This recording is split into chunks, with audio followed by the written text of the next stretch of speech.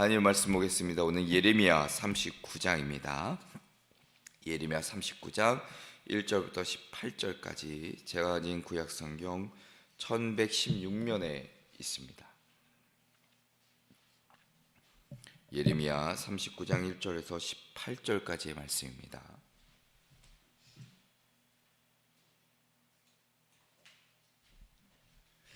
저와 함께 한 절씩 교독하겠습니다. 유다의 시드기야 왕의 제9년 열째 달에 바벨론의 느부갓네살 왕과 그의 모든 군대가 와서 예루살렘을 에워싸고 치더니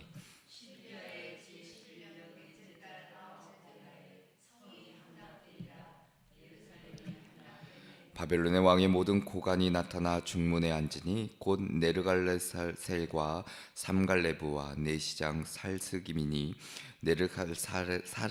사레셀은 궁중 장관이며 바벨론의 왕의 나머지 고관들도 있더라.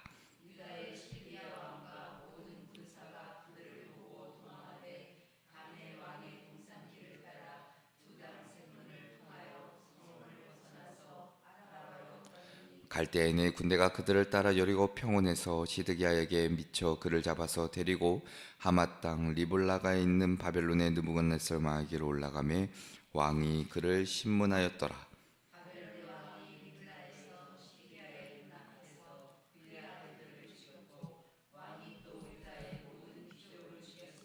왕이 또 시드기야의 눈을 빼게 하고 바벨론으로 옮기려고 사슬로 결박하였더라.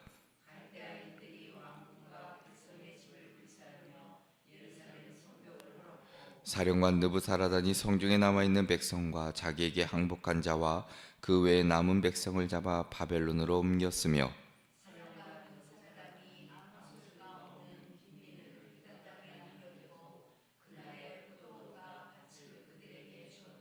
바벨론의 느부갓네살 왕이 예레미야에 대하여 사령관 느부사라단에게 명령하여 이르되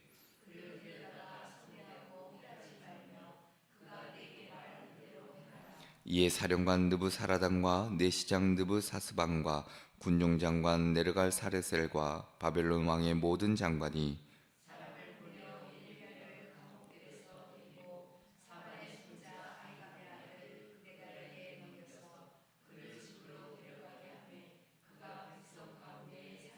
예레미야가 감옥들에 갇혔을 때에 여호와의 말씀이 그에게 임하니라. 이르시되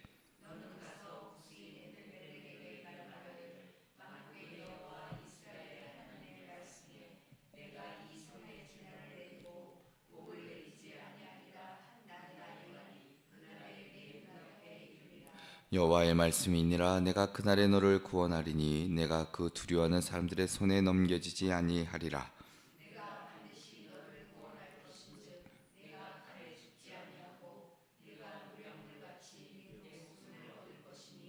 이는 내가 나를 믿었음이라. 여호와의 말씀이니라 하시더라. 아멘. 할렐루야. 아멘. 오늘도 이 새벽에 먼저 주님 전에 나와 예배하시는 우리 성도님들과 그리고 영상으로 각자의 자리에서 또 함께 예배하시는 우리 성도님들에게 하나님의 크신 위로와 평안이 있기를 먼저 주님의 이름으로 축원합니다. 오늘 말씀의 제목은 믿음이 가른 생존과 멸망의 갈림길입니다. 믿음이 가른 생존과 멸망의 갈림길.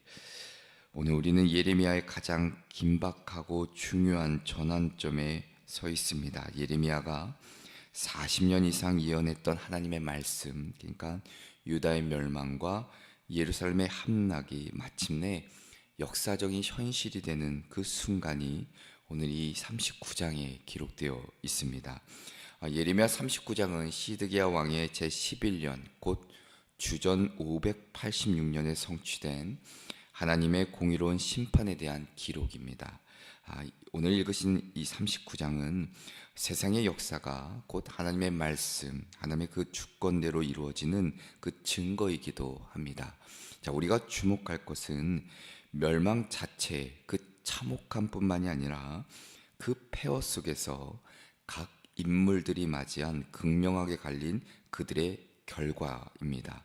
자, 모두가 멸망당하고 포로로 잡혀가는 그 심판의 날에 어떤 사람은 비참하게 죽음을 맞이했고 또 어떤 사람은 놀랍게도 구원을 받습니다.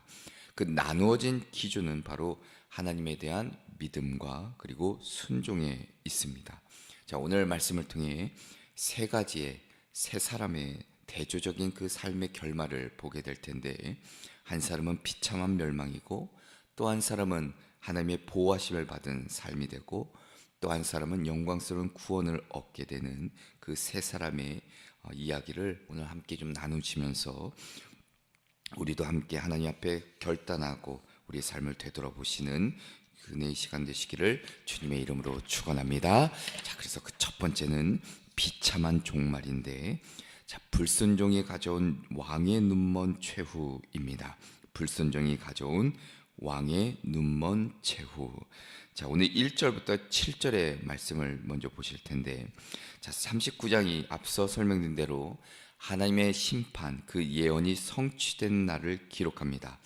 1절부터 3절까지의 말씀을 보면 유다 백성이 1년 6개월 동안 버텼던 그 예루살렘 성이, 자, 유다 시드기야 왕 제11년 넷째 달 아홉째 날에 함락됩니다.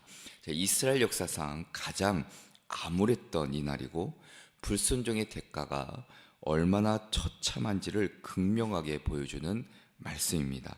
자, 하나님의 말씀에 대한 불순종, 그 결과로 비참한 종말을 맞이한 시드기야 모습을 우리는 엿볼 수 있습니다. 시드기야 왕은 항복하라는 예레미야의 마지막 충고를 끝내 거부합니다. 그 결과 성벽이 무너지자 모든 군사를 이끌고 밤에 도망치는 아주 비굴한 모습을 보여주게 됩니다. 자, 왕이 도망쳤던 4절에 기록된 두담 샘문은 그가 비밀리에 예레미야를 만났던 그 장소 근처이기도 했습니다. 하지만 그의 도주가 그 헛수고였죠. 바벨론 군대는 그를 여리고 평원에서 붙잡아 바벨론 왕 느부갓네살에게 끌고 가게 됩니다. 그 말씀이 5절에 기록되어 있습니다. 이렇게 기록하지요. 갈대아인의 군대가 그들을 따라 여리고 평원에서 시드기야에게 미쳐 그를 잡아서 데리고 하마 땅 리블라에 있는 바벨론의 느부갓네살 왕에게로 올라가며 왕이 그를 신문하였더라. 자, 하나님의 말씀을 듣지 않았던, 불순종했던 인간적인 그 길을 택한 자의 종말은 누구에게도 구원받지 못하고 비참하게 적군의 손에 넘어가는 것을 우리는 볼 수 있습니다. 자, 림나에서 느부갓네살 왕에게 신문받은 시드기야는 자신이 결단하지 못했던, 그리고 하나님의 말씀에 불순종했던 대가를 치르게 되는데, 자, 6절과 7절의 말씀을 보시면, 자, 바벨론의 왕이 리블라에서 시드기야의 눈앞에서 그의 아들들을 죽였고, 왕이 또 유다의 모든 귀족을 죽였으며, 왕이 또 시드기야의 눈을 빼게 하고 바벨론으로 옮기려고 사슬로 결박하였더라 기록합니다. 자, 시드기야에게 내려진 최악의 형벌입니다. 자신의 왕권을 이어받을 아들들이 무참히 살해되는 것을 마지막으로 목격하게 됩니다. 그리고 그 처참한 장면이 그가 평생 보게 될 마지막 광경이 되도록 그 두 눈을 뽑습니다. 자, 시드기야는 예레미야 예언을 듣고도 사람들의 조롱을 두려워하여 항복을 거부했던 사람입니다. 우리가 어제 38장에 함께 보았죠. 자, 그 결과 가장 조롱받고 비참한 모습으로 끌려가며 자신이 두려워했던 그 조롱보다 몇 배나 더 큰 수치와 고통을 겪게 됩니다. 자, 사랑하는 성도 여러분, 이 비극적인 결말은 우리에게도 참 귀한 교훈을 주십니다. 자, 우리는 지금 누구의 말에 순종하고 있는가? 하나님의 말씀을 끝까지 거부하고 세상의 눈치, 시선, 명예를 따라 또한 그렇게 살아가는 이 눈이 뽑힌 시드기야처럼 우리가 되지 않기를 우리가 소망하는데, 늘 언제나 하나님의 변화없는 진리, 그 말씀에 순종하며 살아갈 때에 결국 우리의 삶을 지키시는 하나님의 은혜가 있다는 것을 잊지 않으시는 저와 여러분 되시기를 주님의 이름으로 축원합니다. 자, 두 번째는 심판의 폐허 속에 살아남은 예언자입니다. 심판의 폐허 속에 살아남은 예언자. 자, 우리의 시드기야의 비참한 종말을 보았다면, 자, 이제 반면에 하나님의 놀라운 보호하심을 보게 되는데, 자, 예루살렘의 멸망은 유다 왕 시드기야와 그들 고관들, 귀족들에게는 비참한 종말이었지만 진리를 외쳤던 예레미야 그 선지자에게는 하나님의 약속된 보호가 실현되는 순간이었습니다. 자, 이 부분은 심판 중에서도 하나님의 그 신실하심이 얼마나 놀라운지를 우리에게 보여주는 말씀입니다. 자, 성벽 함락 후에 바벨론 군대가 하나님의 심판을 완성하는데, 자, 왕궁과 백성의 집을 불사르고 예루살렘에 경고했던 성벽을 완전히 허뭅니다. 그 말씀이 8절에 기록되어 있지요. 그리고 지도층과 기술자들을 포로로 바벨론으로 끌고 갑니다. 9절에 사령관 느부사라단이 성중에 남아있는 백성과 자기에게 항복한 자와 그 외에 남은 백성을 잡아 바벨론으로 옮겼으며 라고 기록합니다. 자, 그런데 이 참혹한 파괴 속에서 눈에 띄는 대목이 바로 10절입니다.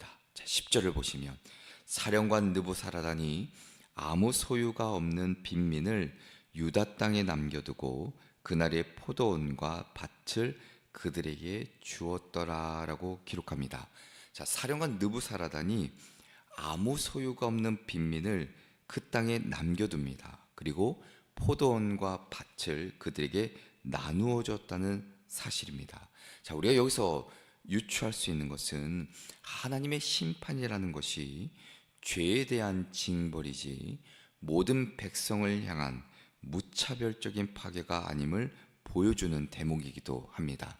자, 사회 지도층과 권력층이 불순종의 주체였기에 그들이 심판의 대상이 되었던 것이고, 가난하고 소외된 자들은 오히려 그 땅의 소유를 얻는 역설적인 모습을 우리는 오늘 발견할 수 있습니다.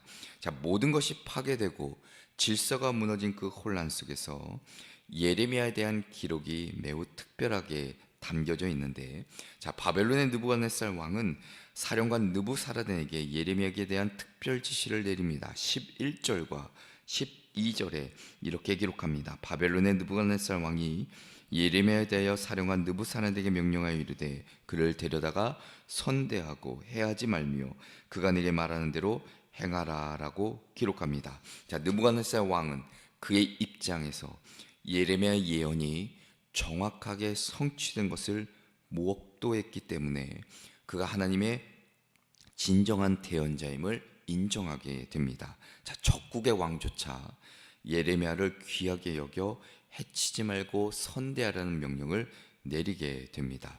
이는 예레미야가 오랫동안 외롭고 고통스럽게 선포했던 하나님의 그 말씀이 가진 능력과 그가 가진 능력과 권위가 그리고 세상 권력 그 이방 나라에서도 입증되었음을 우리는 알 수 있죠. 자, 느부갓네살의 명령에 따라 바벨론의 고관들은 예레미야를 감옥들에서 데리고 나와 그를 유다의 새로운 통치자로 임명된 그 사반의 손자 아하김의 아들 그다랴에게 넘겨줍니다. 그리고 집으로 돌아가 백성 가운데 살게 하죠. 예레미야는 고관들의 미움을 받아 진창 구덩이에도 던져지고 감옥에 갇히는 극한 고난을 겪었습니다. 그러나 심판의 날에 불순종했던 왕은 사슬에 묶여 끌려가고 고난받았던 선지자는 하나님의 그 신실하심과 그 섭리에 따라 풀려나 자유와 안전을 얻게 됩니다. 이 놀라운 대비는 예레미야가 고난받았을 때 그 주셨던 하나님의 약속, 예레미야서 1장 19절 가장 첫 번째, 내가 너와 함께하여 너를 구원할 것임이니라 라는 말씀이 가장 비극적인 이 순간에 가장 확실하게 이루어진 것을 우리는 볼 수 있습니다. 자, 세상이 혼란에 빠지고 때로는 교회가 고난을 당하고 때로는 개인이 말씀을 붙들고 그 말씀을 따라 살았던 자, 때로는 역경과 어려움이 있다 할지라도 하나님의 그 신실하심은 변하지 않고 마침내 하나님의 그 구원하심의 은혜, 하나님의 또한 지키심의 은혜를 허락해 주신다는 것을 우리는 잊지 말아야 합니다. 그래서 세상의 수많은 어려움 속에서도 우리가 낙심하지 않고 예레미야처럼 그 말씀의 능력, 그 약속만을 신뢰하며 하나님의 놀라운 보호를 경험하시는 저와 여러분 되시기를 또한 주님의 이름으로 축원합니다. 끝으로는 영광스러운 구원입니다. 하나님을 믿었기에 얻은 생명의 상입니다. 상급입니다. 하나님을 믿었기에 얻은 생명의 상.